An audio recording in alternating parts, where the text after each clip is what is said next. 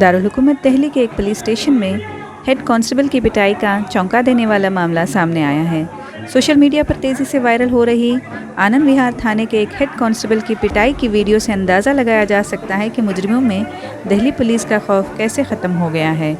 वहाँ मौजूद लोग पुलिस एहलकार को बचाने के बजाय वाक़ये की वीडियो बना रहे थे। हमलावरों से बचने के लिए हेड कांस्टेबल माफ़ी मांगता रहा, लेकिन किसी ने उसकी बात नहीं सुनी।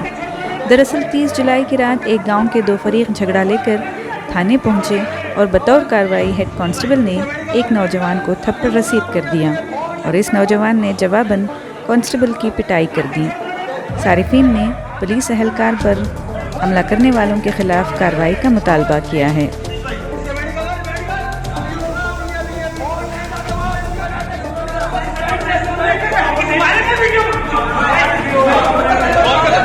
फोन करना इसको फोन की